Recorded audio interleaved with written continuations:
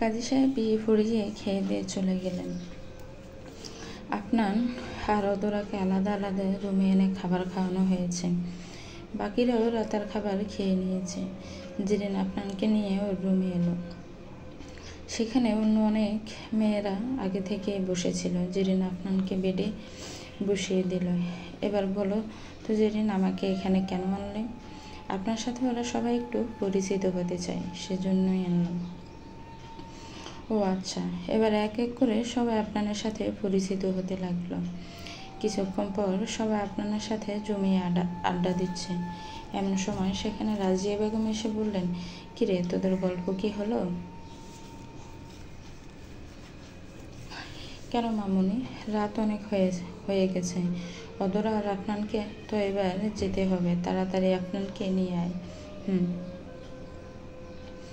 রাজিয়া বেগম চলে গেলেন। ভাইয়া চলেন। জেরিন আপনানকে নিয়ে বাড়ির মেন গেটের দিকে যেতে লাগলো। বাকিরা তাদের পেছনেই আছে। জেরিন যেতে যেতে আপনানকে বলল, ভাইয়া, আমার সব থেকে প্রিয় জিনিসটি আজ আপনি নিয়ে যাচ্ছেন। অদরা যে শুধুই আমার বেস্ট ফ্রেন্ড তা কিন্তু নয়, ও আমার বোনও। এই পৃথিবীতে সব থেকে বেশি আমি অদরাকে ভালোবাসি। আশা করি ওর কোনো ধরনের অসম্মান বা অপমান আপনি কখনো হতে দেবেন না। আমার উপর বিশ্বাস রেখো জেরিন।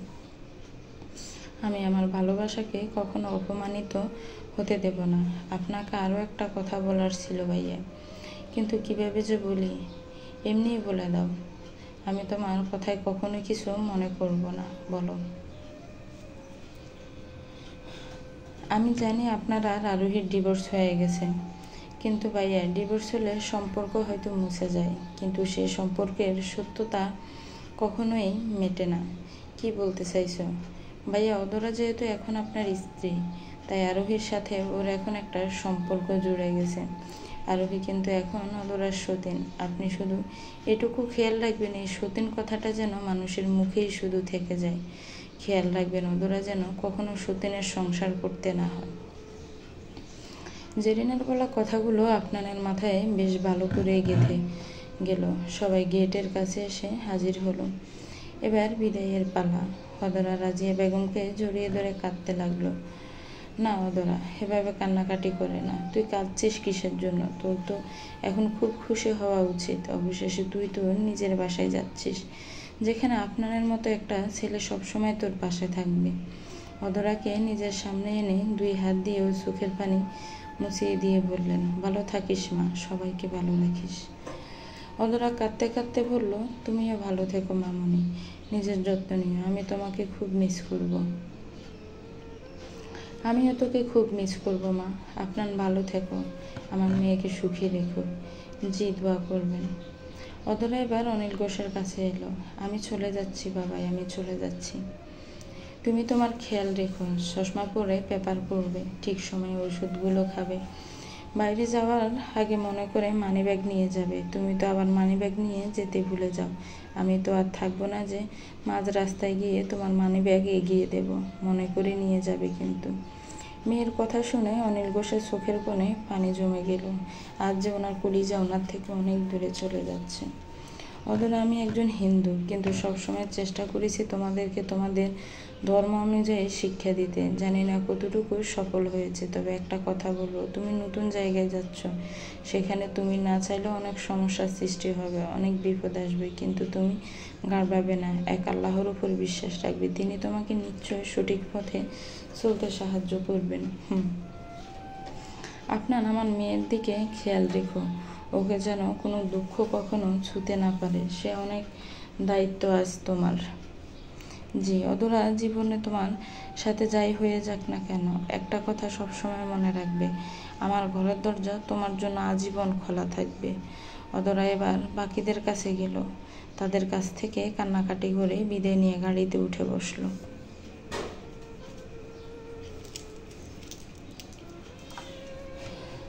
অদরা বাইরে তাকিয়ে দেখে ফুফিয়ে ফুফিয়ে কাঁদছে। আপনার বারবার অদরাকে থামাতে চাইল, কিন্তু থামল না। ও জানে কিছু কষ্ট চোখের পানি ঝরে ভালো। তানিয়া বেগম আপনার আর অদরাকে নিয়ে আরজেদ ম্যানশনে এসে হাজির হলেন। আরিফা বেগম আর রনা আগেই বাসায় চলে এসেছিলেন। অতরাকে বাসার ভেতরে ঢুকিয়ে বিভিন্ন মেহমানদের সাথে ওর পরিচয় করিয়ে দেওয়া হচ্ছে। বেশ কিছুক্ষণ পর আরিফা বেগম ওনাকে ডেকে বললেন, অনা অদরাকে নিয়ে যা আর রেডি করে ওর রুমে বসিয়ে দিয়ে আয়। ওকে চাচি। অনা অদরাকে সাথে নিয়ে ওর রুমে চলে গেল। অদরার হাতে একটা প্যাকেট ধরিয়ে দিয়ে বলল, অদরা ওয়াশরুমে গিয়ে এই ড্রেসটা পরে এসো। জি। অদরা ওয়াশরুমে চলে গেল। কিছুক্ষণ পর অদরা একটা লাল কালারের গাউন পরে ওয়াশরুম থেকে বের হলো। গাউনটির নিচের দিকে থেকে প্রায় 1 হাত পরিমাণ ভারী স্টোনের কাজ। গাউনের উপরে একটা গোল্ডেন কালারের লম্বা কোটি, কোটিতেও স্টোনের কাজ। ওড়নাটা পাশে দিয়ে রেখেছে, মুখে মেকআপের কোনো ছিটে ফোঁটা নেই। ওয়াও, তোমাকে তো খুব সুন্দর লাগছে অদরা, এবার এখানে এসে বসো। অনা অদরাকে ড্রেসিং টেবিলের সামনে বসালো। তারপরে গলায় একটা লম্বা হার, হাতে ভালা আর আঙ্গুলে আংটি পরিয়ে দিল। মেকআপ বক্সটা খুলে ফেস পাউডারটা হাতে নিতে অদরা ওনাকে বলল, আপু প্লিজ কোনো মেকআপ দেবেন না, আমি একেবারে উজু করে এসেছি। ও আচ্ছা, তাহলে চলো তোমাকে তোমার রুমে দিয়ে আসি। অনা অদরাকে নিয়ে ওর রুমের দিকে গেল। রুমের ভেতরে ঢুকে অনা অদরাকে বলল, ভেতরে এসো অদরা। অদরা ভেতরে এলো। এতদিন শুধু আপনাদের রুম ছিল, আজ থেকে এটা তোমাদের দুজনের রুম। অদরা ঘুরে ঘুরে রুমটা দেখতে লাগলো। রুমটা বেশ বড়। রুমের প্রত্যেকটা দেওয়াল ঘিরে রঙের। ওয়াশরুমের দরজা থেকে বেশ কিছু দূরে রুমের মাঝ বরাবর বড় একটা খাট। খাটের দুই পাশে 2টা বেডসাইডের টেবিল। ঘরের অন্যদিকে একটা কাবার্ড, টিভি সেটার আছে। রুমের প্রত্যেকটা দেওয়াল হস্তশিল্পের কাজ। অতটা কাবার্ডে তোমার জন্য কিছু শাড়ি আর জুয়েলারি আছে। আর চাচি নিজে তোমার জন্য শপিং করে এগুলো এনেছে। মা এনেছে? আচ্ছা, তুমি এবার বেডে গিয়ে বসো, আপনার একটু পরেই চলে আসবে। অনা চলে গেল। অদরা ঘরের জিনিসগুলো আবার দেখতে লাগলো। দেয়ালে বেশ কয়েকটা ছবি রয়েছে, সবগুলোই আপনানের ছবি। ছবিগুলো দেখতে দেখতে হঠাৎ অদরা বেলকনি থেকে কিছু আওয়াজ শুনতে পেল। বেলকনিতে গিয়ে দেখে সারা আকাশে আলোর ঝলকানি, লাল, নীল, সবুজ সহ বিভিন্ন রঙের তারাবাজি ও ঝর্ণাতে আকাশে ফুটছে। অদরা মুগ্ধ নয়নে এসব দেখতে লাগলো। হঠাৎ অদরা মনে হলো কেউ একজন ওর পাশে এসে দাঁড়িয়ে রয়েছে। পাশবর্তী অদরা আপনানকে দেখতে পেল। ও তুমি কখন এলে? আমি তো বুঝতেই পারিনি। আপনার বাইরের দিকে তাকিয়ে বলল, আজ চাঁদ রাত্রি, কালি, দেখো সবাই আজ কত খুশি, সারা আকাশবাজি ফুটিয়ে রঙিন করে দিচ্ছে। আজ আমিও অনেক আনন্দিত, তবে আমার আনন্দের কারণটা অন্য সবার থেকে আলাদা। অদরার দিকে তাকিয়ে বলল, আজ যে আমি তোমাকে নিজের করে পেয়েছি। আপনার এবার অদরাকে কোলে নিয়ে বেরিয়ে এনে বসালো। তারপর ওর কোলে মাথা রেখে শুয়ে পড়ল। অদরা আপনাকে কিছুই বলল না, শুধু চেয়ে চেয়ে দেখলো। আমার চুল একটু বিলি কেটে দিতে পারবে? অদরা আপনার চুলে বিলি কাটতে লাগলো। অদরা, তুমি অন্যান্য বারে চাঁদ রাত্রে কী করো? আমি চাঁদ রাত্রে ঈশার নামাজ পড়ার পর মামুনি আমাদের সবার জন্য পায়েস রান্না করত। তারপর আমরা সবাই গোল হয়ে বসে সেই পায়েস খেতে খেতে হাতে মেহেদি দিতাম। রাত 12টার পরে বাবাইয়ের সাথে ছাদে যেয়ে বাজি ফোটাতাম, এসবই করতাম আর কি। আমি ছাদ রাত্রে বন্ধুদের সাথে পিকনিক করতাম। সেই পিকনিকে নানা ধরনের মজা আড্ডার ব্যবস্থা থাকতো। আমি সবসময় চাঁদ রাত্রে বিশেষ কিছু করতে চাইতাম। আর আজ দেখো, বিশেষ কিছু হয়েই গেল। চাঁদ রাত্রেই আমাদের বিয়ে হলো। এর থেকে বিশেষ কিছু কি আর হতে পারে? জানো অদরা, আজ নিজেকে পৃথিবীর সবচেয়ে সৌভাগ্যবান মানুষ বলে মনে হচ্ছে। কারণটা কি জানো? কি কারণ? কারণ আজ আমি সেই মেয়েকে আমার পাশে পেয়েছি যার জন্য আমার এই পৃথিবীতে জন্ম। সেই মেয়েকে পেয়েছি যার সাথে আমার ভবিষ্যতের অনাগত দিনগুলো বিধাতায় লিখে দিয়েছেন। হঠাৎ আপনাদের কি একটা মনে হলো। সে উঠে বসলো। অদরা ব্যস্ত হয়ে বলল, কি হলো, উঠে গেলে যে? অদরা, আমাকে একটা কথা বলো তো, তুমি সেদিন মায়ের কথায় কেন রাজি হয়েছিলে? তুমি তো মায়ের কথাটা নাও শুনতে পারতে, সব কিছু আমাকে বলে দিতে পারতে, আমি মাকে বোঝাতাম। তাহলে তুমি কেন মায়ের কথা শুনলে? আপনার সব মানুষের সব কিছুর মূল্য সব সময় বোঝে না। তোমার কাছে যে জিনিসটা তুচ্ছ, অন্যের কাছে সেটাই অমূল্য। তোমাদের কাছে মায়ের সব কথা শোনাটা নিত্যদিনের ব্যাপার, কিন্তু কোনো মায়ের একটা ইচ্ছে পূরণ করা আমার জন্য সৌভাগ্যের ব্যাপার। মা বাবাকে হারানোর পর আমি মামুনি আর বাবাইকে পাই, ওনারা আমাকে অনেক ভালোবাসা দিতেন, তবু কি একটা যেন খালি খালি লাগতো। মামুনি ছোটোবেলায় বলতো, বড় হলে শাশুড়ি মাই হবেন আমার আপন মা, আমার নিজের মা। সেদিন তোমার ফোনে প্রথমবার মায়ের ছবি দেখি, সেদিন থেকেই আমি তাকে নিজের মা বলে মেনে নিই। তার সাথে দেখা করার দূরত্ব খুব ইচ্ছা ছিল।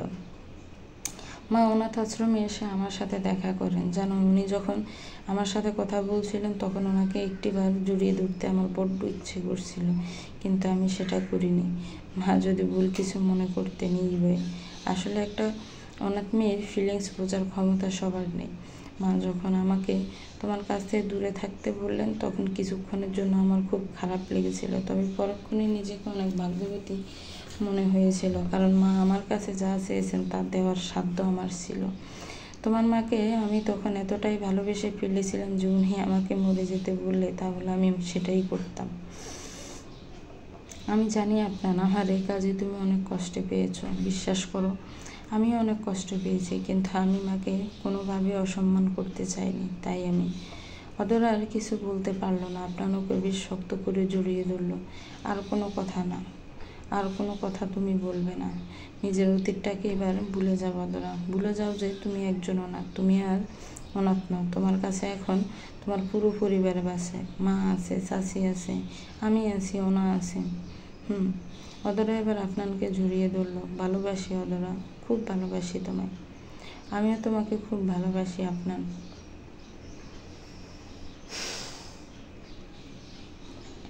আমাকে কখনো ছেড়ে যাবে না তো? না, কখনো না। আচ্ছা, অনেক রাত হয়েছে, চলো এবার নামাজটা পড়ে নিই।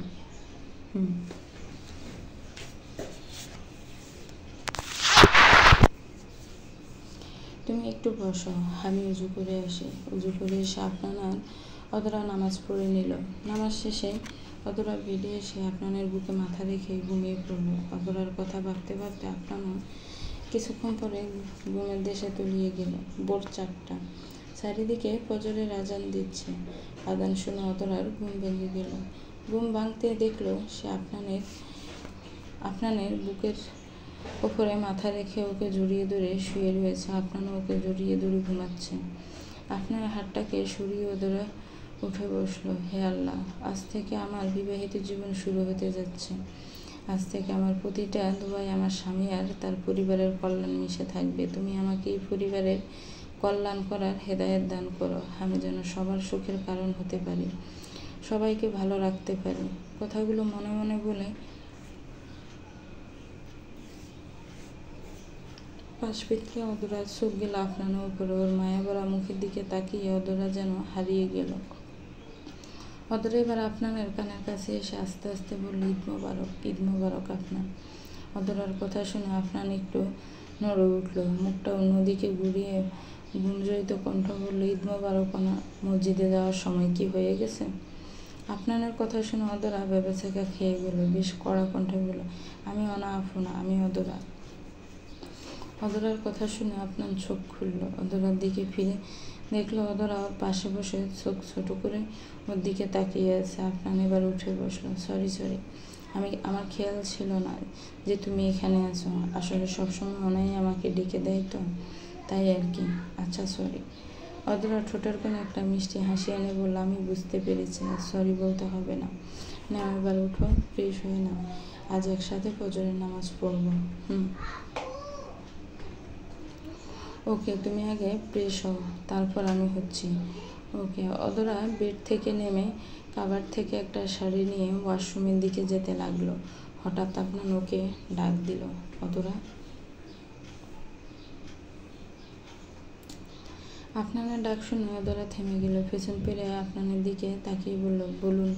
অদরা শুনছে। আপনার এবার বেড থেকে নেমে অদরার কাছে এলো। অদরার কপাল আলতো করে ঠোঁট দুটো ছুঁয়ে বলল, ঈদ মোবারক। ঈদ মোবারক। আপনার অদরাকে ছেড়ে দিল। অদরা ওয়াশরুমে ঢুকে গেল। কিছুক্ষণ পর অদরা রেডি হয়ে ওয়াশরুমে দরজা খুলল, কিন্তু দরজা খোলার সাথে সাথে সে একটু চমকে উঠল। সে দেখলো আপনার ট্রাউজারের পকেটে 2 হাত রেখে ওয়াশরুমের দরজার সামনে দাঁড়িয়ে আছে। এ কি, তুমি এখানে এভাবে দাঁড়িয়ে রয়েছো কেন?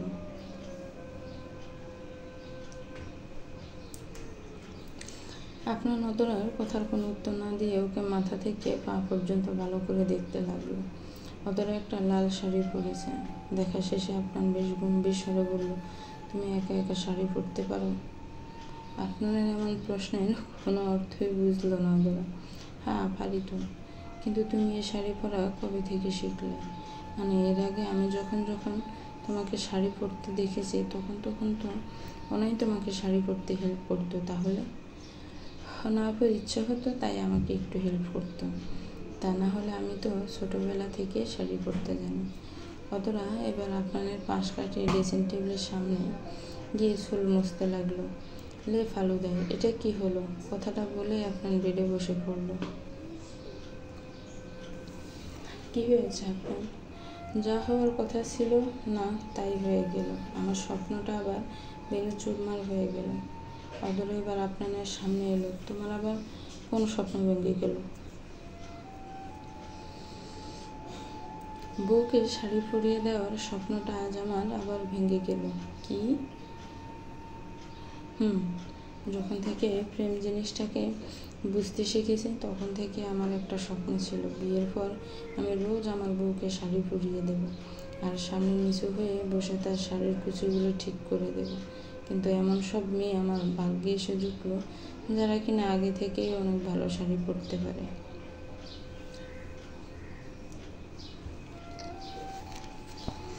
আপনার কথা শুনে অদরা জোরে জোরে হাসতে লাগলো। হাহা, কি স্বপ্ন রে বাবা!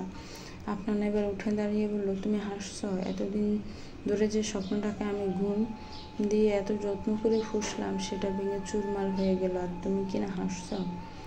পোষা স্বপ্ন? হাহা, স্বপ্ন কেউ পোষে, তাও আবার ঘুম দিয়ে। অদরার কথা শুনে আপনার বেশ রাগ হলো, কিন্তু অদরার হাসির দিকে তাকাতে ওরা ফু হয়ে উড়ে গেল। হঠাৎ আপনার অদরার কোমর ধরে ওকে নিজের একদম কাছে নিয়ে এলো। আপনার এমন কাজ দেখে অদরা হতভম্ব হয়ে গেল। আপনার কোনো কথা বলো না, ক্লোজ আপ দিয়ে দাঁত মেজেছ অথচ কাছে আসবে না, তাই কি হয়? কথাটা বলে আপনার নিজের ঠোঁটটা অদরার দিকে এগোতে লাগলো, কিন্তু অদরা ওকে বাধা দিয়ে বলল, নামাজের সময় শেষ হয়ে যাচ্ছে আপনার, আর আমার ওযু করা আছে, এবার তুমিও তাড়াতাড়ি ফ্রেশ হয়ে নাও। নামাজের কথা শুনে আপনার অদরাকে ছেড়ে দিল। ওকে, তুমি যাই নামাজ রেডি করো, আমি ফ্রেশ হয়ে আসছি। আপনার ওয়াশরুমে চলে গেল। কিছুক্ষণ পরে আপনার ওয়াশরুম থেকে বেরিয়ে অদরার সাথে ফজরের নামাজ পড়ে নিল। নামাজ শেষে আপনার যায় নামাজটা তোলার জন্য হাত বাড়ালো। ঠিক সে সময় অদরা এসে বলল, যায় নামাজটা তুলো না। কেন?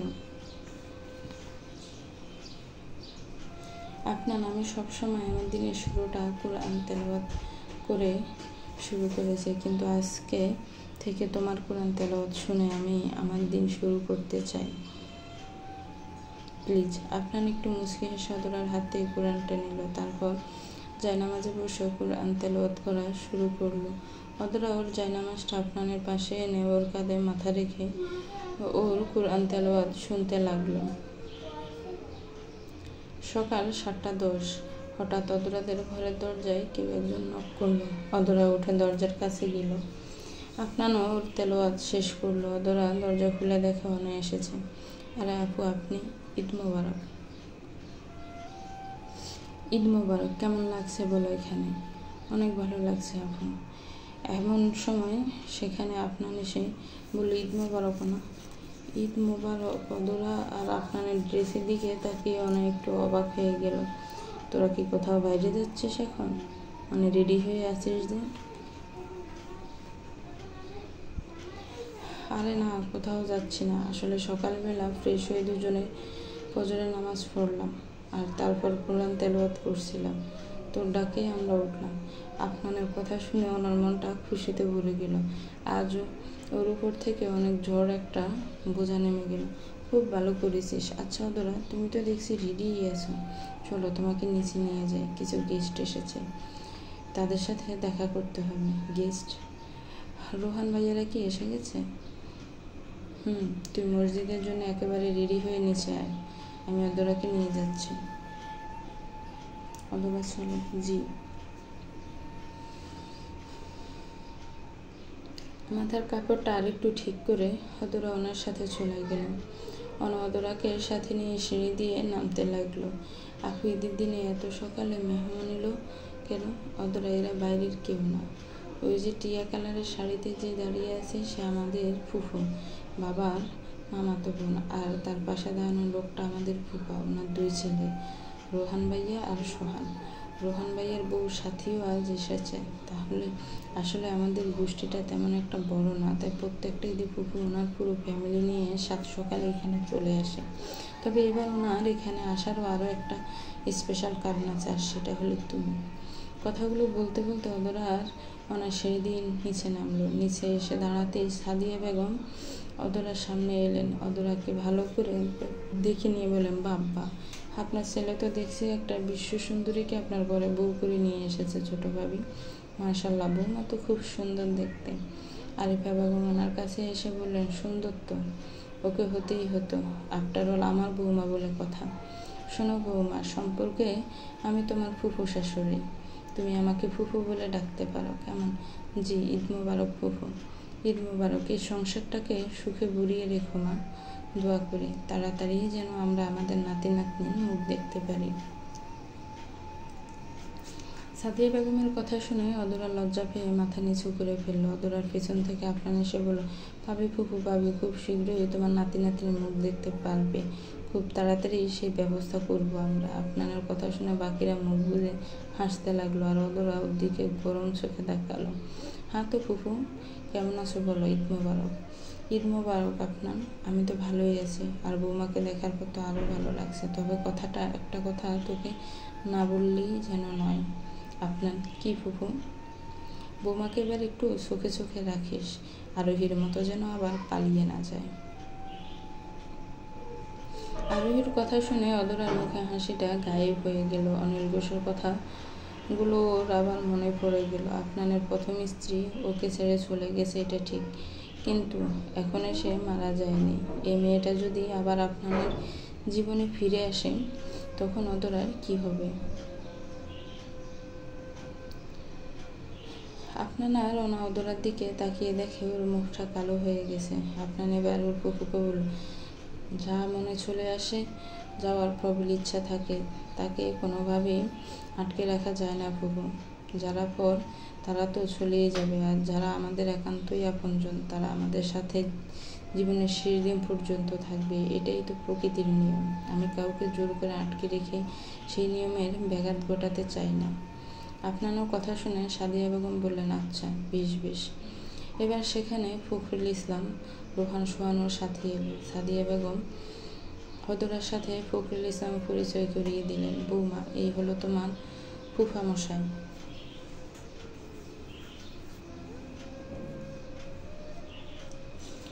আসসালামু আলাইকুম। ওয়ালাইকুম আসসালাম। মা, কেমন আছো? আলহামদুলিল্লাহ, ভালো আছি। আপনি? আমিও ভালো আছি।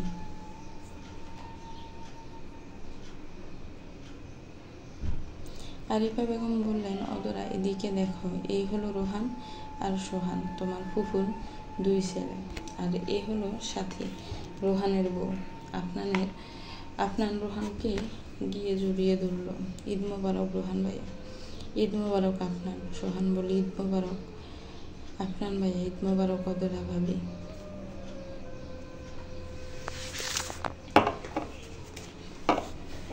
আপনার অদরা একসাথে বলল, ঈদ মোবারক আপনার।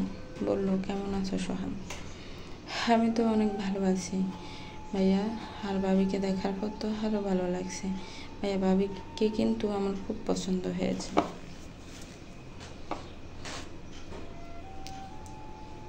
অনা এবার বলল, ভাবিকে পেয়ে আমাকে ভুলে গেলি শয়তান। আশা থেকে একটা কথাও যে বলিস নি আমার সাথে, সেটা কি তোর খেয়াল আছে? তোমাকে কি করে বলতে পারি আপু, তোমার চিন্তায় আজকাল তো আমার রাতে ঘুমই হয় না। কেন? কারণ তোমার যে বিয়ের বয়স পার হয়ে যাচ্ছে আপু। এখন বিয়ে না করলে কিছুদিন পরে যখন তোমার চুল পাকতে শুরু করবে, তখন তো বিশ্বের আর কোনো ছেলে তোমাকে বিয়ে করবে না। সারা জীবন তোমাকে কুমারী হয়েই থাকতে হবে। হা হা। শয়তান, আমাকে নিয়ে এইসব চিন্তা করিস তুই? তারা তোর হচ্ছে। ওনা গিয়ে সোহানকে তাড়া করলো। ওনার তাড়া খেয়ে সোহান রোহানের পেছনে লুকালো। দেখো না রোহান ভাইয়া, এই অনা আপু আমাকে ঈদের দিনেও মারতে এসছে।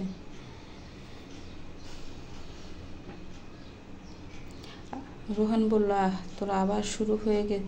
তোদের আবার শুরু হয়ে গেছিস। থাম এবার, ওনা শান্ত হ। অদরা, আশা করি তোমার এখানে থাকতে ভালোই লাগছে। আপনজনদের মাঝে থাকতে কার না ভালো লাগে ভাইয়া। আপনাদের সাথে থেকে আমার সত্যিই খুব ভালো লাগছে। ফখরুল ইসলাম সবার উদ্দেশ্যে বললেন, অনেক তো গল্প হলো, এবার মসজিদে যাওয়া যাক, নামাজের তো টাইম হয়ে গেছে।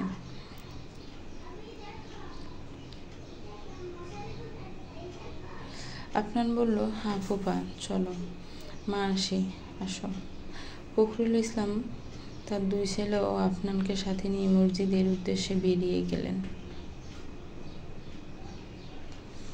এবার সাদিয়া বেগম আরিফা বেগমকে বললেন, ছোট ভাবি আমি একটু রুমে যাচ্ছি, অনেক টায়ার্ড লাগছে।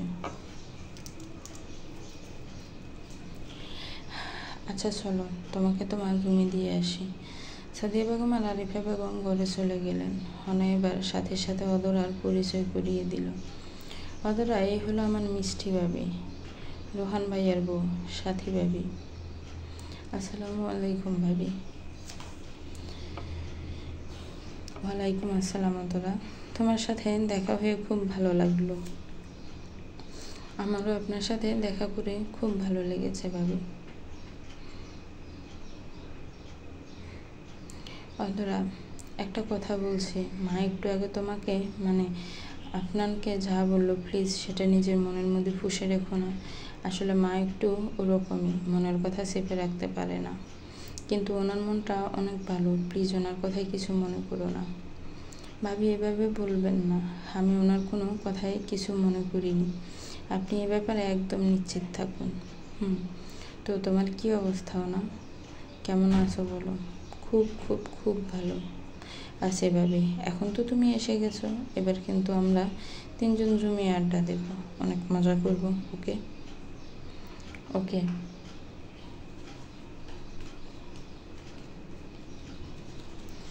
সেদিন সন্ধ্যাবেলা সবাই মিলে হলরুমে বসে আড্ডা দিচ্ছে। হঠাৎ আরিফা বেগম বললেন, আমি সবার সাথে একটা কথা শেয়ার করতে চাই। কি ছোট ভাবি? আমি আপনার আর অদরার রিসেপশনটা এবার করতে চাই। তানিয়া বেগম বললেন, এটা তো অনেক ভালো একটা কথা বলেছিস ছোট। ফখরুল ইসলাম বললেন, ভাবি বলছিলাম যে আপনাদের বিয়ের সব কাজ তো আপনারাই করেছেন, এবার আমিও ওর জন্য কিছু করতে চাই। ওর এই রিসেপশনের সব দায়িত্ব আমি নিতে চাই, প্লিজ আপনারা কেউ না বলবেন না। কিন্তু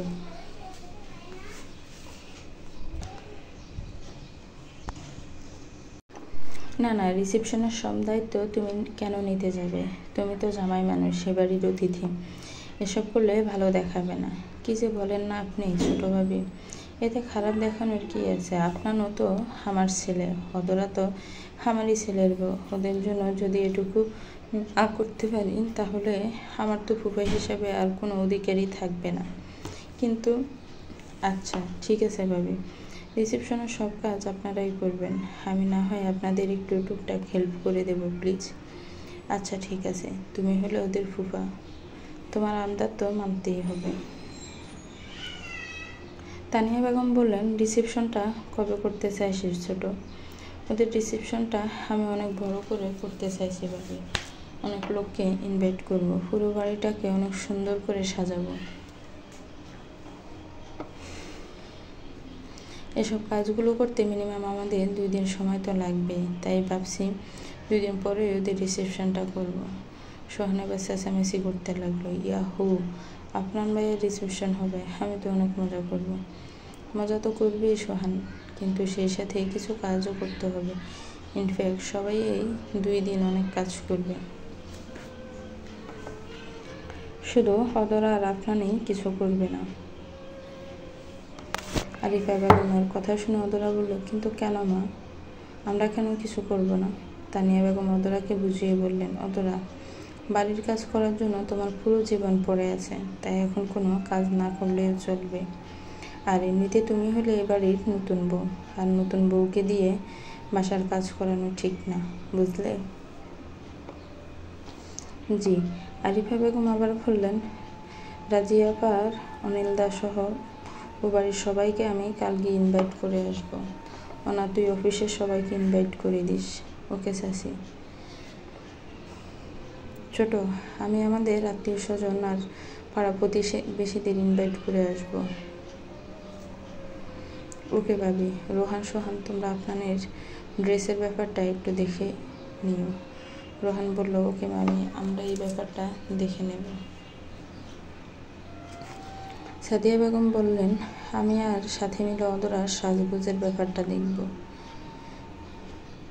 ফখরুল ইসলাম বললেন, আমি ডেকোরেশনের লোকজনদের এখনই ফোন করে দিচ্ছি, তাহলে কাল ভোরেই ওরা চলে আসবে।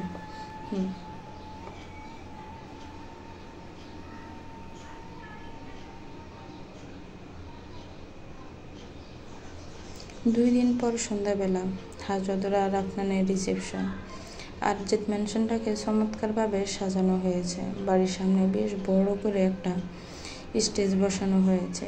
স্টেজের মাঝ বরাবর একটা বড় সোফা। সেই সোফার উপর পাশাপাশি বসে আছে আফনান আর অদরা। ওদের ফটোশ্যুট চলছে। অদরা আজ নীল সাদা কালারের একটা লেহেঙ্গা পরছে। লেহেঙ্গার নিচের বর্ডারগুলো গোল্ডেন কালারের, মাথায় নীল রঙের হিজাব, হাতে জুড়ি মেহেদি, গলায় বড় বড় সোনার হার, হাতে ভালা, মুখে হালকা মেকআপ। অদরার সাথে ম্যাচ করে আপনানকে সাজানো হয়েছে। নীল রঙের শেরওয়ানি আর সাদা রঙের পায়জামা পরেছে সে। প্রায় শখানেক অতিথির আগমনে হারজেদ ম্যানশন গমগম করছে। বেশ কিছুক্ষণ পর অদরা স্টেজে একা একা বসে আছে। একটু পর পর গেস্টরা সবার সাথে দেখা করে যাচ্ছে। হঠাৎ অদরা কিছু কানাঘুষার শব্দ পেল। নিজের বাম দিকে তাকাতেই দেখলো স্টেজের পাশেই 2 জন মহিলা বেশ জোরে জোরে গল্প করছে। গল্পটা আপনার আর অদরাকে নিয়ে।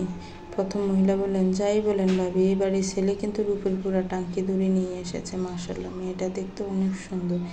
একটু আগে আপনাদের মায়ের সাথে কথা বলছিলাম, উনি বললেন ওনার বৌমা নাকি অনেক গুণবতী আর বেশ শান্ত স্বভাবের মেয়ে। মেয়েটি কেমন তা জানি না ভাবি, তবে আগের বউয়ের মতো পালিয়ে নিয়ে গেলেই হলো। আগের বউয়ের মতো মানে? কার কথা বলছেন ভাবি? আমি আপনাদের প্রথম বউ আরোহীর কথা বলছি। কি? আপনি তো এই কয়েকদিন আগে এলাকায় এসেছেন, তা আপনাদের ব্যাপারে তেমন কিছু জানেন না। কিন্তু এদের সাথে আমাদের প্রায় 3 বছরের সম্পর্ক, তাই আমি আরোহীর ব্যাপারটা বেশ ভালো করেই জানি। ভাবি, ব্যাপারটা একটু খুলে বলুন তো। আরোহী পালিয়ে গিয়েছিল? হ্যাঁ ভাবি, শুনেছি আপনাদের কোনো এক বন্ধুর সাথে চক্কর ছিল মেয়েটার। তার সাথে 1 বছর আগে পালিয়ে গেছে। এখন ওই মেয়েটি কোথায়, কেমন আছে তা তো জানি না ভাবি। ওসব বিষয়ে এনারা আর কোনো কথা বলেন না।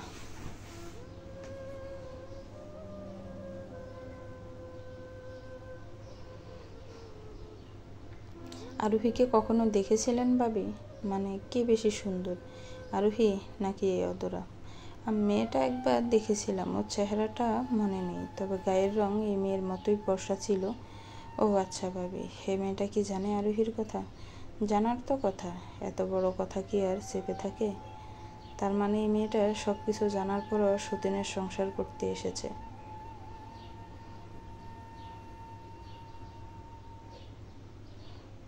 কি যে বলেন না ভাবি, সতীনীতে তো এখানে নেই, তাহলে মেয়েটা সতীনের সংসার কি করে করবে? ও হ্যাঁ, তাই তো। অদরা ওই মহিলা দুজনের কথাগুলো বেশ মনোযোগ সহকারে শুনল। রাতের বেলা আপনার রুমে এসে অদরাকে কোথাও দেখতে পেল না, তাই সে অদরাকে খুঁজতে ব্যালকনিতে চলে গেল। সেখানে গিয়ে দেখল অদরা এখানেও সেই রিসেপশনের ড্রেস পরে ব্যালকনির গ্রিল ধরে দাঁড়িয়ে আছে। আপনার অদরার কাছে গেল। কি হলো অদরা, তুমি এখানে দাঁড়িয়ে কি করছো?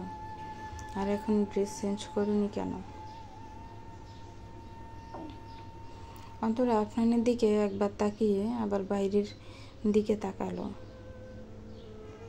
তোমাকে একটা প্রশ্ন করবো আপনার? প্রশ্ন? করো। আচ্ছা, তোমার অতীত যদি কাল আবার তোমার সামনে এসে দাঁড়ায়, তাহলে তুমি কি করবে আপনার? অতীতকে অবহেলা করে আমার হাতটা দূরে ভবিষ্যতের দিকে এগিয়ে যাবে, নাকি আমাকে ছুঁড়ে ফেলে দিয়ে অতীতকে আবার তোমার বর্তমান করে ফেলবে?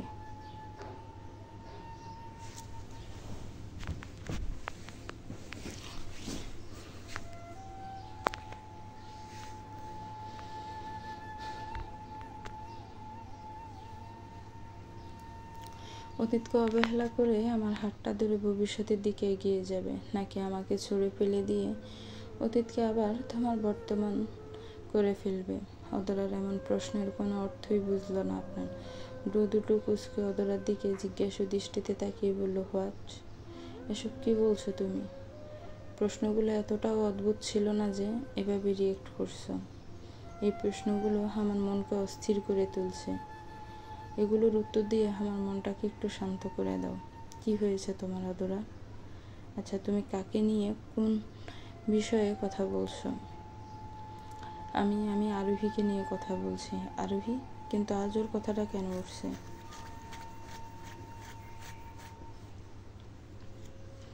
কেন, কি? সেসব নিয়ে পরে কথা বলা যাবে। এখন বলো, যদি আরোহী তোমার জীবনে কখনো ফিরে আসে তাহলে তুমি কি করবে? কী সব আবোল তাবোল কথা বলছো তুমি? তোমার মাথা ঠিক আছে? আরোহী কেন ফিরে আসবে? ওর ভালোবাসাকে পাওয়ার জন্য ও আমাকে ছেড়েছিল। আজ ওর সেই ভালোবাসা ওর সাথেই আছে, তাহলে ও আবার কেন এখানে আসবে?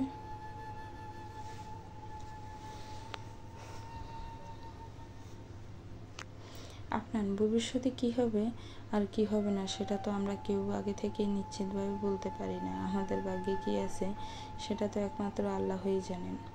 ঠিক বলেছো তুমি, কেউ কারোর ভবিষ্যৎ জানতে পারে না, কিন্তু আমি তোমাকে ছাড়া অন্য কারোর সাথে আমার ভবিষ্যৎটা দেখতে চাই না। তোমার প্রশ্ন হলো, আরোহী যদি কখনো আমার জীবনে ফিরে আসে তখন আমি কি করব? তোমাদের দুজনের মধ্যে কাকে বেছে নেব আমি, কি তাই তো? অদরা আরোহীর আমার জীবনে একসময় ছিল, কিন্তু এখন নেই। ওর সাথে আমার বিয়েটা হলেও আমাদের মধ্যে কখনো কোনো স্বামী স্ত্রীর সম্পর্ক গড়ে উঠতে পারেনি। দুজনের কাছে আসাটা তো অনেক দূরের কথা। ওর হাতটাও আমি সেভাবে কখনো ধরতে পারিনি। আসল কথাটা হচ্ছে, আরোহী আমার অতীত, কিন্তু তুমি আমার বর্তমান অদরা। তুমি আমার সেই সময় যার হাত ধরে আমি আমার অতীতের থেকে বেরিয়ে এসে সুন্দর একটা ভবিষ্যতের দিকে এগিয়ে যাচ্ছি। অদরার একটা হাত ধরে বলল, আমি এই হাতটাকে কখনো ছাড়তে পারবো না, কখনো না। এই হাতটা ছেড়ে দিলে যে আমি কষ্টের ভালোচরের মধ্যে ডুবে যাব, অস্তিত্বহীন হয়ে পড়বো আমি। তুমি কি সত্যি তোমার অতীত থেকে বেরিয়ে আসতে পেরেছো? আপনার পেরেছো তোমার অতীতটাকে বলতে? বাবাই বলেছিল, মানুষ তার প্রথম প্রেমকে ঘৃণা করতে পারে, কিন্তু কখনো ভুলে যেতে পারে না। তুমি কি পেরেছো আরোহীকে বলতে? আপনার এবার অদরার হাতটা ছেড়ে দিয়ে অন্যদিকে মুখ ঘুরিয়ে দাঁড়ালো। মনে মনে ভাবতে লাগলো যে এবারও অদরাকে কি উত্তর দেবে। ও কি মিথ্যা বলবে, নাকি বলবে যে ওর মনের কোনো এক কোনায় এখনো আরোহী রয়ে গেছে। কিন্তু এই সত্য তা হয়তো অদরা সহ্য করতে পারবে না, কারণ এটা যে বিষের থেকেও বেশি বিষাক্ত। কি হলো আপনার? কি ভাবছো? আমার প্রশ্নের উত্তর দাও। আপনার আবার অদরার দিকে তাকালো, মাথা নিচু করে বলল, শুনেছি আপনজনদের কখনো মিথ্যা বলতে নেই, তাই মিথ্যা বললে তাদের দূরে চলে যাওয়ার সম্ভাবনা বেড়ে যায়। আমি তোমাকে কোনোভাবেই হারাতে চাই না, তাই তোমাকে কখনো মিথ্যা বলতে পারবো না। আপনার কথা শুনে অদরা চোখের পানি এসে জমে গেল। তার মানে তুমি এখনো আরোহীকে বলতে পারোনি, তাই না? না অদরা, এমনটা নয় যে আমি আরোহীকে ভুলে যাইনি। আমি ওকে ভুলছি প্রতিদিন একটু একটু করে। আমি ওকে ভুলে যাচ্ছি, কিন্তু হ্যাঁ, সব কথার মধ্যে একটা কথা একদম ঠিক, জীবনের প্রথম প্রেমকে ভোলা একটু কঠিন, কারণ এটা আমাদেরকে অনেক কিছু শিখিয়ে যায়।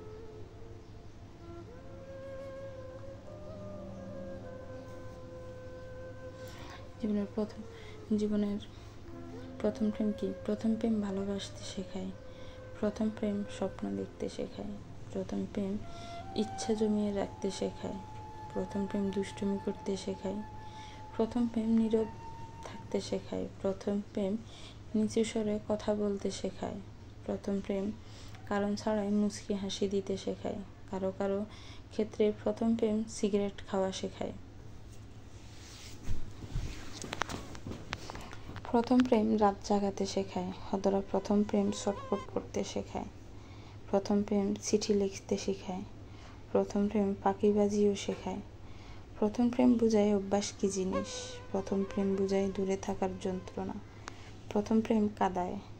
প্রথম প্রেম বিশ্বাস নষ্ট করে। আর এসব কারণে জীবনের প্রথম প্রেমটাকে ভুলে যাওয়া একটু কঠিন হয়। তবে জানো তো অদরা, আমাদের জীবনে যে ঘটনা প্রথমবার ঘটে সেটা যদিও স্পেশাল হয়, কিন্তু তার থেকেও বেশি স্পেশাল হয় সেই ঘটনা যেটা আমাদের জীবনের শেষবারের মতো ঘটে। আরোহী আমার প্রথম ভালোবাসা হলেও তুমি আমার শেষ ভালোবাসা। আরোহীকে পুরোপুরিভাবে ভুলে যাওয়া আমার পক্ষে একটু কঠিন, কিন্তু অসম্ভব নয়। আমার বিশ্বাস এমন এক সময় আসবে যখন আমি পুরোপুরিভাবে ওকে ভুলতে পারবো। ওকে ছেড়ে আমি দিব্যি আমার জীবনটা এখন কাটিয়ে দিতে পারবো। কিন্তু তোমাকে ছেড়ে সারা জীবন তো অনেক দূরের কথা, আমি এই জীবনের সামান্য একটা মুহূর্ত কাটাতে পারবো না। আমার শুরুটা মায়ের দ্বারা হলেও আমার শেষটা তোমার মাঝে নিহিত অদরা। আশা করি তুমি তোমার সব প্রশ্নের উত্তর এবার পেয়ে গেছো। আচ্ছা আপনার, আমি কি আরোহীকে একবার একটু দেখতে পারি? মানে ওর কোনো ছবি দেখতে পারি? না কেন? আর আমার কাছে আরোহীর কোনো ছবি এখন আর নেই। আমি অনেক আগেই ওর সব ছবিগুলোকে ফুরিয়ে দিয়েছি।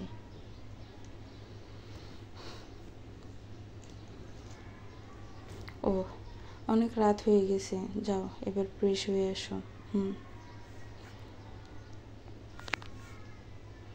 অদরা ভিতরে চলে গেল। আর এদিকে আপনার বারান্দায় দাঁড়িয়ে রইল। বেশ কিছুক্ষণ পর আপনার রুমে এলো। রুমে এসে দেখে অদরা বেডে শুয়ে পড়েছে। আপনারও ফ্রেশ হয়ে ওর পাশে এসে শুয়ে পড়ল।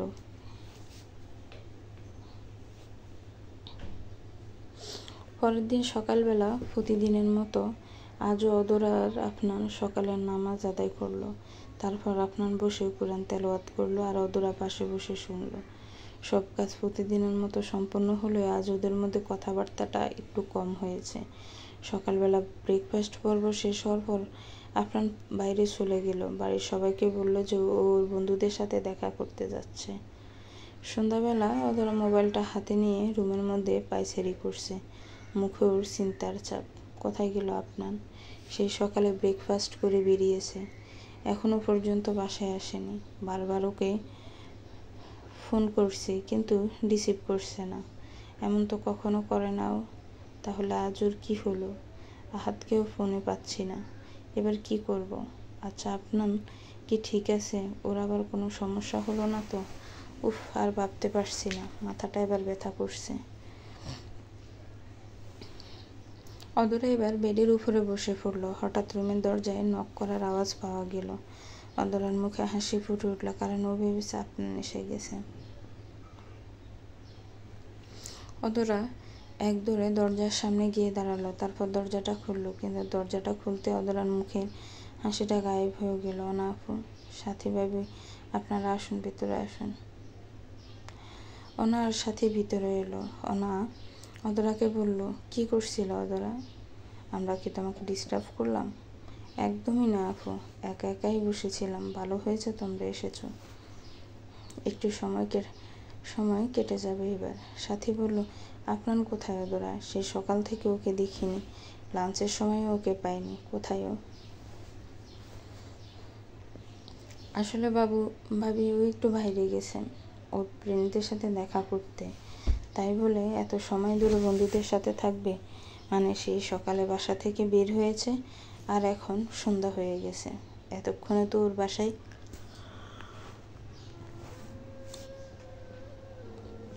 চলে আসা উচিত ছিল। ওনার সাথে কেউ ভাই আপনার এমনই, বন্ধুদেরকে একবার পেলে বাকি সবার কথা ভুলে যায়। এটা কেমন কথা না? হ্যাঁ, আগে অদরা ছিল না তখন এসব করলে ওকে মানাতো, কিন্তু এখন তো বাসায় অদরা এসে গেছে। ঘরে এত সুন্দর একটা বউ রেখে বাইরে গিয়ে বন্ধুদের সাথে আড্ডা দেওয়ার কি মানে? অদরা, সত্যি করে বলো তো, তুমি কি আপনার সাথে ঝগড়া করেছো নাকি? ওকে কি কোনোভাবে কষ্ট দিয়েছ? সাথীর কথা শুনে অদরার গতকাল রাতের কথা মনে পড়ে গেল। মনে মনে ভাবলো, আমি ওর সাথে কোনো ঝগড়া তো করিনি, তবে হ্যাঁ, আমি ওকে কষ্ট দিয়েছি। কাল রাতে আরোহীর ব্যাপারে ওকে এইভাবে জিজ্ঞাসা করে আমি ঠিক করিনি। এটা আমি কিভাবে করতে পারলাম? যে মেয়েটা আপনাকে এত কষ্ট দিয়েছে তারই ব্যাপারে ওকে জিজ্ঞাসা করে আমি ওকে হার্ট করেছি। হে আল্লাহ, তবে কি আপনার আমার জন্য আজ বাড়িতে আসছে না? অনা বলল, কি যে বলো না ভাবি, অদরা কি না আপনাকে কষ্ট দেবে, ওকে হার্ট করবে? না না, এটা হতে পারে না। অদরা আপনাকে সুখী করতে ওর জীবনে এসেছে, ওকে পূর্ণ করতে ওর জীবনে এসেছে। ওর কাছে থেকে আপনার কখনো কোনো কষ্ট পাবে না। অদরার জন্যই আজ আমরা আবার আপনাকে ফিরে পেয়েছি। আরোহী চলে যাওয়ার পরও আল্লাহর পথ থেকে সরে গিয়েছে। কোরআন তেলাওয়াত তো করা তো দূরের কথা, ও মসজিদে গিয়ে নামাজটাই পড়তো না, কিন্তু আজ অদরার জন্য ও আবার নামাজ পড়তে শুরু করেছে, কোরআন পড়তে শুরু করেছে। ঠিক বলেছ তুমি অনা, অদরা আসলেই এবারের জন্য লেডি লাক। ও এখানে এলো আর সব ঠিক হয়ে গেল। এমন সময় নিচে থেকে আরিফা বেগম সাথিয়ার অনাকে ডাক দিলেন। অনা অদরাকে বলল, অদরা তুমি থাকো, আমরা নিচে যাচ্ছি, দেখে আসি চাচি কেন ডাকছে। ওকে আপু। সাথিয়ার অনা চলে গেল। অদরা এবার ব্যালকনিতে গিয়ে দাঁড়ালো। আপনার কথা ভাবতে ভাবতে হঠাৎ ওর ফোনটা বেজে উঠল। ফোনের স্ক্রিনের দিকে তাকিয়ে দেখে আহাদ ফোন দিয়েছে।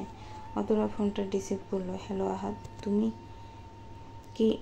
অদরার কথা শেষ করতে না দিয়ে আহাদ বেশ হাঁপাতে হাঁপাতে বলল, অদরা আপনার আপনার আহাদ, কি হয়েছে আপনার বলো? অদরা, আপনার কিছু একটা হয়ে গেছে, আমি ঠিক বুঝতে পারছি না কি হয়েছে, কিন্তু ওর অবস্থা খুব খারাপ। প্লিজ তুমি তাড়াতাড়ি এখানে চলে এসো।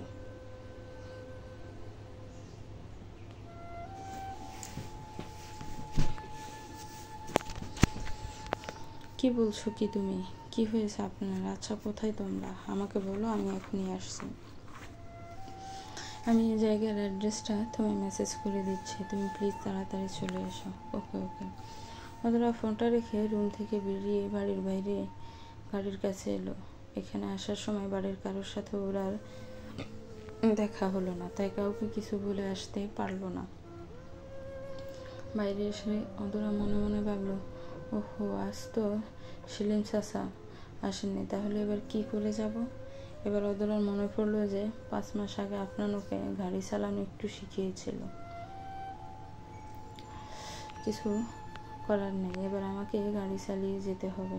না জানি আপনার এখন কি অবস্থায় আছে। কথাগুলো মনে মনে ভেবে অদরা গাড়ি নিয়ে বেরিয়ে পড়লো।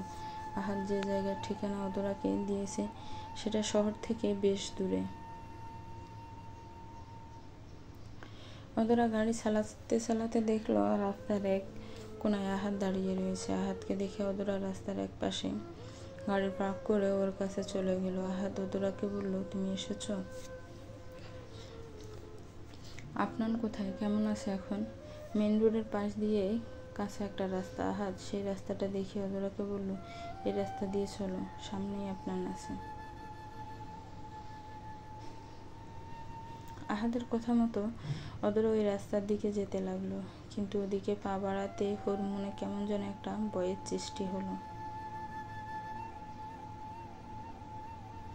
হঠাৎ করে অদরার বুকটা কেমন যেন কেঁপে উঠল। একে তো অমাবস্যার রাত, তার উপর আবার গভীর ঘন জঙ্গল। মনের মধ্যে অজানা এক ভয় এসে হানা দিল। এদিকে আহাদ ব্যস্ত হয়ে বলল, কি হলো অদরা, চলো। আহাদ ফোনের টর্চ লাইটটা জ্বালিয়ে সামনে হাঁটা শুরু করলো। অদরা ওর পেছন পেছন আসছে। আহাদ, আর কত দূর যেতে হবে? আপনার কোথায়? আরেকটু সামনে যেতে হবে অদরা, আরেকটু সামনে গেলেই তুমি আপনাকে পেয়ে যাবে।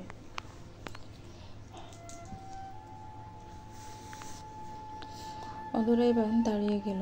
আহাদকে থামিয়ে বলল, সত্যি করে বলো তো আহাদ, কি হয়েছে আপনার? ও ঠিক আছে তো? প্লিজ বলো আহাদ, দেখো আমার খুব টেনশন হচ্ছে।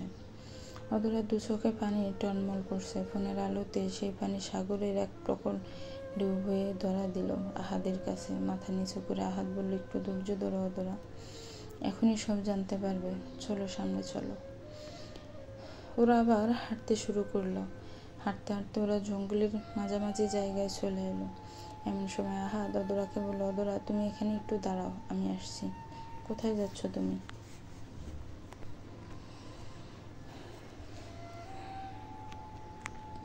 আরে এই তো তোমার আশেপাশেই আছি, একটা কাজ মনে পড়ে গেছে। সেটা করে এখনই চলে আসবো, তুমি একটু দাঁড়াও। কিন্তু আহাদ আহাদ অধরার ডাক না শুনে আহাদ সেখান থেকে চলে গেল। ফোনের আলোটি জ্বালিয়ে মাথা নিচু করে এক গাছের কাছে গিয়ে দাঁড়িয়ে রইল অধরা। 1 মিনিট, 2 মিনিট, 3 মিনিট ধরে অধরা সেখানে দাঁড়িয়ে রইল, কিন্তু আহাদ আর এলো না। এদিকে আপনানের চিন্তায় অধরা চোখের পানি আর নাকের পানি এক করে ফেলছে। হঠাৎ একটা সুরালো শব্দ অধরার কানে ভেসে এলো। কিসের যেন একটা আওয়াজ আসছে, কিন্তু কিসের? বুঝেছি, গিটারের আওয়াজ। কিন্তু এখানে এ ধরনের আওয়াজ কেন আসবে? এখানে গিটার কে বাজাবে?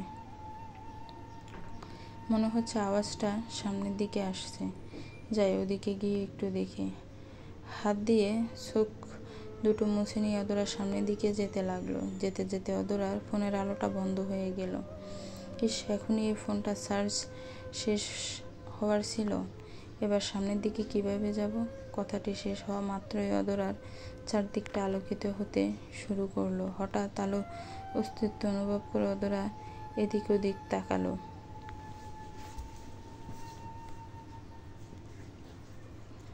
চারদিকের বড় বড় গাছ থেকে নানান রঙের আলোর ধরা যেন ঝর্ণার মতো করে নিচে নামছে। সেই সাথে গাছের গায়ে আটকানো নানা ধরনের হারিকেন থেকে বেশ গোটা করে আলো নির্গত হচ্ছে। গাছগুলোর পাশে একটা বড়সড় মাটির গর্ত রয়েছে, সেখান থেকে এক মুঠো আলো সোজা আকাশের দিকে রওনা দিচ্ছে। অধরের গর্তটার দিকে গেল।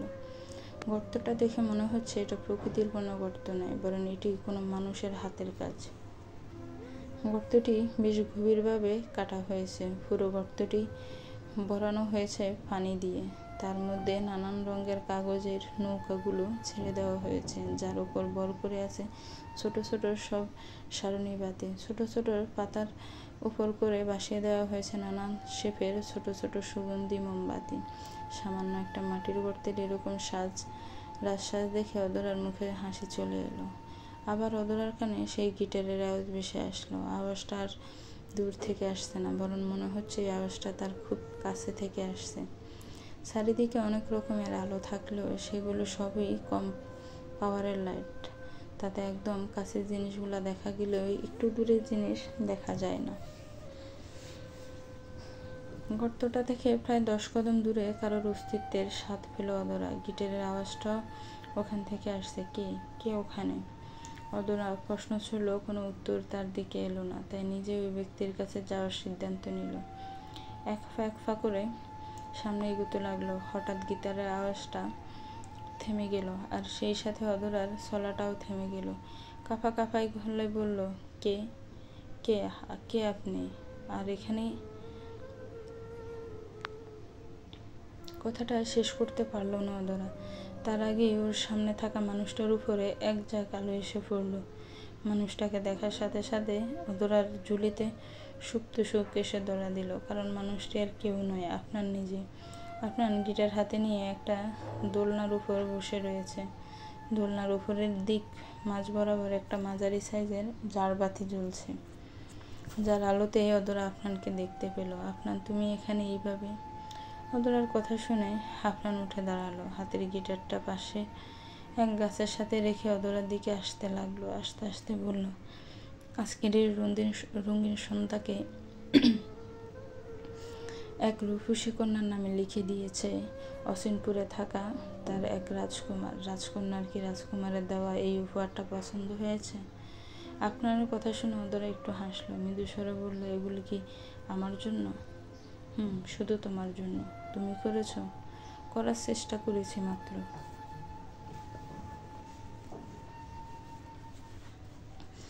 আপনার ভালোবাসার প্রকাশ দেখে অধরার চোখের কোণে পানি চলে এলো। আপনাকে জড়িয়ে ধরতে যাচ্ছিল, কিন্তু তার আগে এই পেছন থেকে একটা আওয়াজ ভেসে এলো, ভাইয়া এটা কি হলো? সারাদিন কষ্ট করলাম আমরা, আর ফলটা আপনি একাই নিয়ে চলে যাচ্ছেন।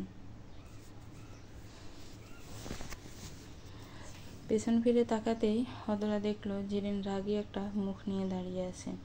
ওর পাশে আহাদ রয়েছে। সরি শালিজি, আমার মস্ত বড় ভুল হয়ে গেছে, প্লিজ আমাকে মাফ করে দাও। অধরা, আসলে এসবের কোনো কিছুই আমি নিজে হাতে করিনি। আমি তো শুধু আইডিয়া দিয়েছি। এই সাজ কাজ ওরা দুজনও করেছে। কি? এবার ঠিক আছে তো জেরিন? ঠিক আছে। আহাদ বলল, অদরা, তোমার এই সাজসজ্জা কেমন লেগেছে? ভালো লেগেছে তো? এসব দেখে আমার খুব ভালো লেগেছে আহাদ, কিন্তু এখানে আমাকে ডেকে আনার পদ্ধতিটা আমার একটুও ভালো লাগেনি।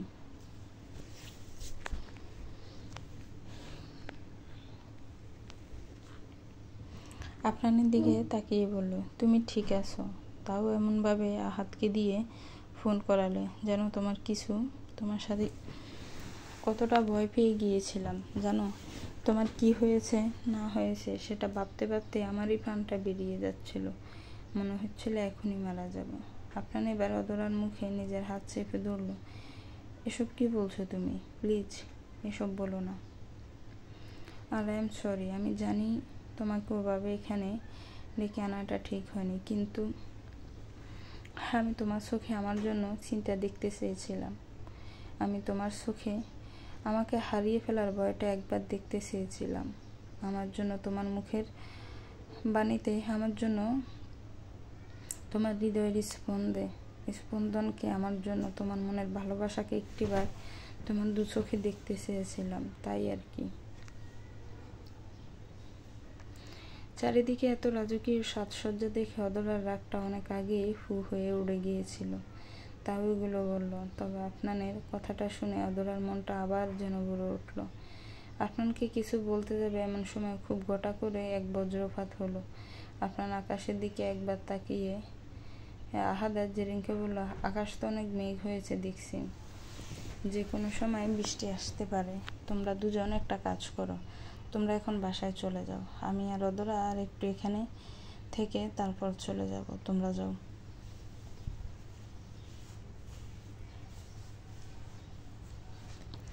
অদরা বলল, আফনান একদম ঠিক বলেছে, তোমাদের এখন বাসায় চলে যাওয়া উচিত।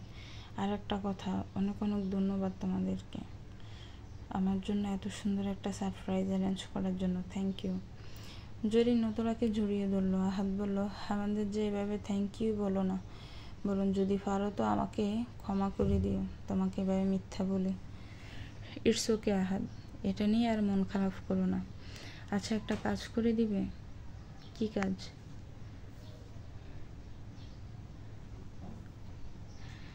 জেরিনকে বাসায় একটু পৌঁছে দিতে পারবে প্লিজ? অদরার কথা শুনে আহাদ আর জেরিন একে অপরের দিকে তাকিয়ে পড়ল। আচ্ছা ঠিক আছে, আমি ওকে পৌঁছে দেব।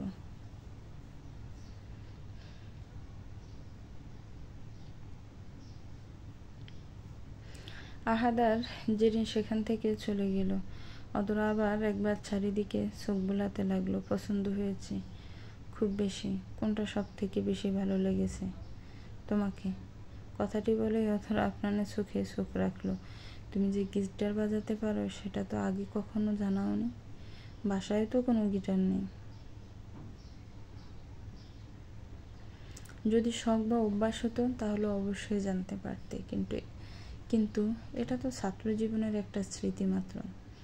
স্মৃতিটা খুবই মধুর আফনান, তুমি বারবার এই মধু পান করতে চাই। মানে আমরা একটা গিটার কিনবো, সন্ধ্যার পরে রুমের বারান্দায় বসে তুমি গিটার বাজাবে আর আমি তোমার কাঁধে মাথা রেখে তোমার গিটারের সুর শুনে তোমাতে হারিয়ে যাব। বলো রাজি? রাজি। আফনান অদরার এক হাত ধরে ওকে দোলনার কাছে নিয়ে আসলো। সেখানে বসিয়ে নিজে ওর পাশে বসলো। অদরার হাত দুটো নিজের দু হাতের মধ্যে নিল। ওর মাথাটা আফনানের কাঁধের উপর রেখে ভালোবাসার কথা বলতে লাগলো।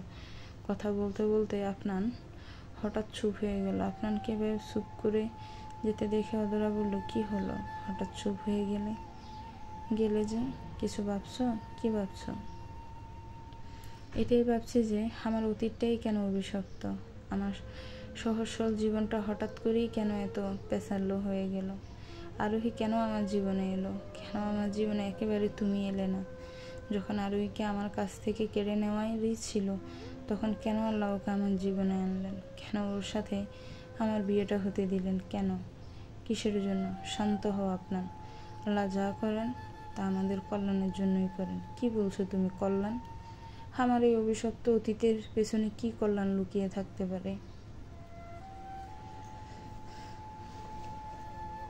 আছে হয়তো কিছু, যেটা আমরা এখনো বুঝতে পারছি না, কিন্তু পরে এক সময় সেটা অবশ্যই আমাদের সামনে আসবে। একটু থেমে আবার বলল, আমাকে ক্ষমা করে দাও আপনার। কাল রাতে আরোহীকে নিয়ে তোমাকে ওই কথাগুলো বলাটা আমার ঠিক হয়নি। প্লিজ আমাকে ক্ষমা করে দাও। এভাবে কেন বলছো অদরা? আরোহীকে নিয়ে তোমার মনে কিছু প্রশ্ন আসবে, এটাই তো স্বাভাবিক। আমি কিচ্ছু মনে করিনি। তবে একটা কথা জেনে রাখো, আরোহীকে আমি ভালোবেসেছিলাম, কিন্তু আমাকে একটা মুহূর্তের জন্য কখনো ভালোবাসিনি। আর ভালোবাসিনি বলেই হয়তো আমার সেই ভালোবাসাটা আজ ভালোবেসেছিলাম হয়ে গেছে। জানো অদরা, ভালোবাসিটা সেদিন ভালোবেসেছিলাম হয়ে যায় যেদিন আর ভালোবাসা থাকে না, দু চোখ বেয়ে অশ্রু ঝরে না। আর এই ধরনের ভালোবাসাগুলো আসলে ভালোবাসা নয়, ভালো লাগা হয়। অনুভূতিগুলো সাময়িক হয়। হ্যাঁ, সময় লেগেছে, ব্যথাও পেয়েছি, কিন্তু দিন শেষে এই সত্যিটা মেনেছি। All thanks to you. যদি তুমি আমার জীবনে না আসতে, তাহলে সেই মিথ্যা ভালোবাসায় হয়তো আমি আজও ডুবে থাকতাম। আপনার এবার দোলনা থেকে উঠে অদরার সামনে হাঁটু গেড়ে বসলো। তারপর বলল, অদরা, প্রত্যেক মানুষের জীবনে তার প্রিয় মানুষটাকে নিয়ে কিছু স্বপ্ন দেখে। আমিও দেখেছি জানো। আমি এমন একটা তুমি স্বপ্ন দেখেছি যার অস্তিত্ব জুড়ে পুরোটাই আমি হব। আমি এমন একটা তুমি স্বপ্ন দেখেছি যে হুটহাট করে আমার করা জ্বালাতনগুলো মুখ বুজে সহ্য করবে। আমার কাছে পরাজয়ের অনেক গল্প আছে। আমি চাই আমার সেই পরাজয়ের গল্পগুলো শুনতে শুনতে এই রাতের প্রহর শেষ করে ভোর দেখবে। তুমি করে যখন আমি বড্ড জ্বালাবো তাকে, তখন সে একটু রেগে চোখ পাকাবে আমায়। সেই তুমি দু চোখ বেয়ে নিঃশব্দে শুধু আমার নামে অশ্রু ঝরবে। সেই তুমি ভালোবাসার সিক্ত দুহাত বাড়িয়ে কাছে টেনে নিবে আমায়, মাথায় হাত বুলিয়ে ঘুম পাড়িয়ে দিবে। তুমি কি বলে শেষ হবে না আমার ভাবনাগুলো। যতই ওকে নিয়ে ভাববো, ততই ওর প্রতি আমার মায়া বাড়তে থাকবে, ততই ওর প্রতি আমার ভালোবাসা বাড়তে থাকবে। এবার অদরা চোখে চোখ রেখে বলল, আমি তোমাকে সত্যি অনেক ভালোবাসি অদরা। আমি জানি আমার অতীত আর 5টা ছেলের মতো সহজ না, কিন্তু আমি তোমাকে একটা সুন্দর জীবন, একটা সুন্দর সংসার দিতে চাই অদরা। আমি চাই না আমার অতীতের অন্ধকারটা কোনোভাবেই আমাদের সুন্দর ভবিষ্যৎটাকে গ্রাস করুক। আর এটা যাতে না হয়, তার জন্য আমাকে আরোহীকে পুরোপুরি ভুলে যেতে হবে। ওর ছোট বড় সব স্মৃতিগুলোকে মন থেকে মুছে ফেলতে হবে। কিন্তু এই কাজ আমি কখনোই একা করতে পারবো না অদরা। এতে আমার তোমার সাহায্যের প্রয়োজন। আমি আজ তোমাকে নিজের করে তোমাতে মিশে যেতে চাই। আমি আমাদের এই দুজনকে 3 জনে রূপান্তর করতে চাই অদরা। তুমি কি আমাকে সেই অনুমতি দিবে? আপনার কথা শুনে অদরা লজ্জা পেয়ে গেল, মাথা নিচু করে মুচকে মুচকে হাসতে লাগলো। অদরার নীরের সম্মতিটাকে আপনার দূরে ফেললো। আপনার এবার অদরাকে কোলে তুলে জঙ্গল থেকে বেরিয়ে যেতে লাগলো। এ কি, কোলে নিলে কেন? আমায় নামাও। কোথায় নিয়ে যাচ্ছ? এবার তোমাকে আমাদের বেডরুমে নিয়ে যাচ্ছি। এখানকার সব কাজ শেষ, বাকি কাজ এবার আমাদের বেডরুমে হবে। অদরা এবার আরো লজ্জা পেল। আপনানের বুকের মধ্যে মুখ লুকানোর চেষ্টা করলো। বেশ কিছুক্ষণ পর আপনার অদরাকে নিয়ে বাড়ি চলে এলো। দুজনে সিঁড়ি দিয়ে উঠতে যাবে এমন সময় আরিফা বেগম বললেন, তোরা এসে গেছিস? হ্যাঁ মা। কোথায় গিয়েছিলি রে তোরা? তা আবার কাউকে কিছু না বলে। আরিফা বেগমের কথা শুনে আপনার আর অদরা একে অপরের দিকে তাকালো। মা, আসলে আমরা ওই আচ্ছা, ওসব কথা এখন রাখ। তাড়াতাড়ি ফ্রেশ হয়ে আয়, ডিনার দেওয়া হয়েছে। ওকে মা, আমরা এখনই আসছি। কথাটা শেষ করে আপনার অদরাকে নিয়ে রুমে চলে গেল। তারপর ফ্রেশ হয়ে নিচে নেমে সবার সাথে ডিনার করে নিল। ডিনার শেষে অদরা আর আপনার একসাথে রুমে চলে গেল। রুমে এসে দরজাটা লাগিয়ে আফনান ধীরে ধীরে অদরার দিকে এগুতে লাগলো। অদরার সামনে এসে নেশাতুর কণ্ঠে বলল, আর ইউ রেডি ম্যাডাম? বরাবরের মতো অদরা এই প্রশ্নেরও কোনো উত্তর দিল না, মাথা নিচু করে দাঁড়িয়ে রইল শুধু। আফনান এবার অদরাকে কোলে তুলে বেডে শুইয়ে দিল। তারপর অদরার পাশে সে ওর দিকে তাকিয়ে বলল, আজকের এই বিশেষ রাতে আমার কিছু বিশেষ চাওয়া আছে, শুনবে সেগুলো? আমি চাই তোমাকে দেখতে চাওয়ার অসুখ আমার আজীবন থাকুক। আমি চাই তোমার কণ্ঠ শোনার নেশা আমার আজীবন থাকুক। আমি চাই তোমাকে দুহাতে ছুতে চাওয়ার বায়না আমার আজীবন থাকুক। তোমার হাসি দেখার আকাঙ্ক্ষা আমার আজীবন থাকুক। আমি চাই তোমাকে ভালোবাসি বলতে চাওয়ার তৃষ্ণা আমার আজীবন থাকুক। হ্যাঁ, আজীবন থাকুক। আপনার কথা শুনে অদরা চোখ বন্ধ করে ফেলল। ভীষণ লজ্জা পেয়েছে। অদরাকে লজ্জা পেতে দেখে আপনার মৃদু হাসল। তারপর পাশ ফিরে বেড সুইচে চাপ দিয়ে সারা ঘর অন্ধকার করে ফেলল। বাইরে অঝরে বৃষ্টি হচ্ছে, আর ভিতরে অদরা আর আপনার তাদের ভালোবাসার অথই সাগরে ভেসে যাচ্ছে। গল্পটি কেমন লেগেছে একটি কমেন্টস করে জানাবেন। গল্পটির পরবর্তী পার্ট খুব শীঘ্রই আসবে। আর আমার চ্যানেলটাকে প্লিজ সাবস্ক্রাইব করে রাখবেন। গল্পটিতে একটি লাইক দিবেন, গল্পটি শেয়ার করবেন। আর যারা অলরেডি চ্যানেলটিকে সাবস্ক্রাইব করে আমার পাশেই আছেন তাদেরকে অসংখ্য ধন্যবাদ। আসসালামু আলাইকুম।